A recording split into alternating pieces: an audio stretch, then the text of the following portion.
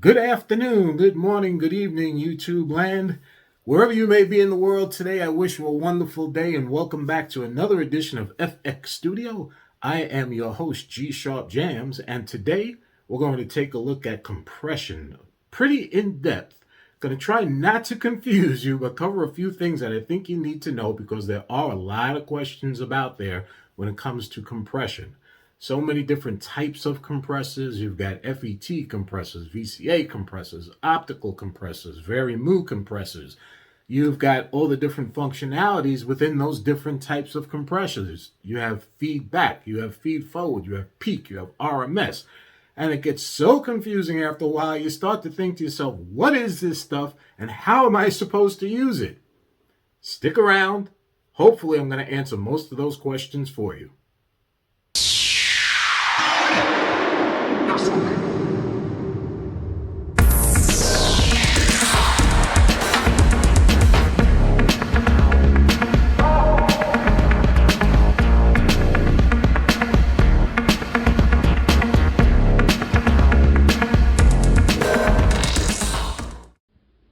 Okay, so let's get started by taking a look at the different types of compressors, and then we'll look at the difference between the functionality within each that may be available. Now, before I get started, I just wanted to say that throughout this video, you're not going to have the opportunity to look at my face. There's a lot of information that I wanted to cover. I wanted to make sure that I didn't forget anything. So I have a series of notes that I'm actually holding here in my hand, and I'll be glancing at them. So instead of you looking at me talking to you and glancing down at notes over and over again, I decided just to put some relevant information on the screen for you to help you follow along with everything that I'm about to speak about. So anyway, let's get to compression. First, there are 4 different types of compressors. The first being an FET or FET compressor.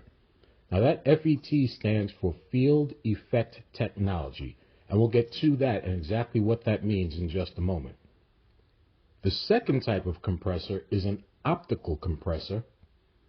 Third, a VCA compressor. And finally, you have the Varimu compressor, and that is VARI space MU. And again, we're going to get to each one and tell you exactly what they do, when to use them, how to use them, and a little bit of technical information about them as well. The thing to keep in mind here is that each one has its own place in either mixing or a mastering chain or within your master bus or tracking. So it's very important to understand when you should be using them and why you should be using them in a particular circumstance. So let's begin by looking at the FET compressor. Again, that FET compressor, FET stands for Field Effect Technology, and it is a very aggressive compressor that adds color to your sound and harmonic distortion. So what exactly does this mean? Well, if you're looking to add a little punch and excitement to your track, the FET compressor is probably the type of compressor that you want to reach for. So, that being said, let's get into some of the technical stuff. The FET compressor takes the input it's receiving, sends it to the output, but before the signal actually exits the compressor, it is fed back to the FET via a peak detector, and then it's finally passed on to the output. Okay, so do I really need to understand what all of that means? Well, no. You just need to know that the FET is a fast compressor. In fact, it is very fast. It has a fast attack and a fast release, and it is the combination of those two that creates the harmonic distortion and the saturation, along with the fact that it is fed back via that peak detector before it goes to the final output. Those are the 3 things that make it very aggressive. This type of compressor is excellent on drums. It just brings out drums. It makes them sound loud. It adds some dirt to them. And it's also very good on thin vocals. It just adds more weight to those vocals and makes them stand out more within the mix.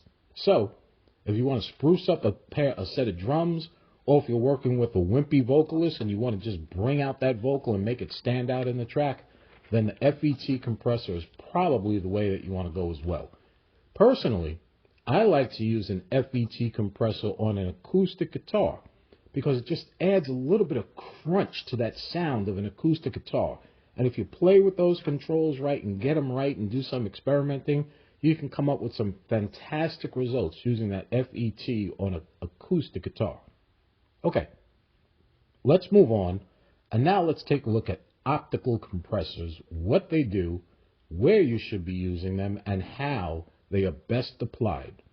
But first, we're going to take a look at the easiest way to understand what an optical compressor is. Now, this might sound like a joke, but take it very seriously. The easiest way to think of an optical compressor is to think about a light bulb. Yep, a light bulb. Let me explain. Think of a chandelier that you may have hanging from your ceiling in your dining room, and then you have a dimmer switch on the wall. The more you turn the knob on that dimmer switch, the brighter the light is going to get coming out of that chandelier. This is exactly what an optical compressor does. Inside that compressor, there is actually a light, and the higher the input signal that enters the compressor, the brighter that light gets. Then in turn, the brighter the light gets, the more the compressor kicks in. Now, aside from all that technical stuff, here's what you need to know. An optical compressor is very smooth. It has a fast attack and a fast release. But wait a minute. You just told me with the other compressor with a fast attack and a fast release, it's going to sound more aggressive. Here's the difference. And this is what makes an optical compressor so unique. Fast attack, fast release. That release kicks in almost immediately after that attack kicks in. However, the release time tapers off very, very slowly. It's actually like thinking of the release as having two different stages. The first stage, when the release actually kicks in. The second stage, when it just starts to slowly taper off. Instead of being a straight line, it's more of a curved line. It tapers off very slowly and very smoothly. That's the difference between the optical compressor having a fast attack and a fast release, as opposed to the FET compressor or something else that you might be using with a fast attack or a fast release. Those may not give you the ability to adjust the speed of that release, whereas this optical compressor is just automatically set to a very slow and tapered release. It is that feature of the optical compressor that makes it most useful on vocals and bass guitars. It doesn't add mud to the low end, and because it is smooth, any type of compressor that has smoothness to it is the type of compressor that you want to use on a vocal. Okay, next we have the Varimu compressor. The Varimu compressors are tube-based. Yes, now if you've ever used a guitar amp that was tube-based, or a preamp that was tube-based, or an EQ that was tube-based, you already know that tubes can be very slow to react to the signal that's hitting them. Being that, because the tube controls the compressors gain reduction, that reduction in turn is slow as well. This, coupled with a slow attack, makes the Varimu compressor very warm and very smooth, or, as they say in the world of compression, soft-kneed. And this makes it a great choice for vocals and your mix bus. Next, let's go ahead and talk about the VCA compressor, which is probably the most widely used and most versatile of all the compressor types. It's a more modern approach, and it gives you the ability to handle just about anything that you can throw at it because it is so versatile. It's very simple and straightforward in its functionality with not many bells and whistles, although you can find a feedback or feed forward on there, or a peak or an RMS built into a VCA compressor, and we'll talk about those in just a moment. But the thing to keep in mind is that the VCA compressor is just a nice, clean, simple compressor that gets the job done. And they are mostly used on the master bus, such as the Solid State Logic Bus Plus or the Rupert Neve Master Bus Compressor. Just all around workhorses. You can put them on a bass, you can put them on a piano, you can put them on a vocal, you can put them on an acoustic guitar, because they're so clean and transparent. You can literally, you don't hear the compression because there's no color, but you will hear the effect of what that compression is doing. So if you want something clean and transparent that's just straightforward and easy to use, then probably the VCA compressor is the type of compressor you want to use. Now that we've talked about the 4 different types of compressors, let's talk about functionality.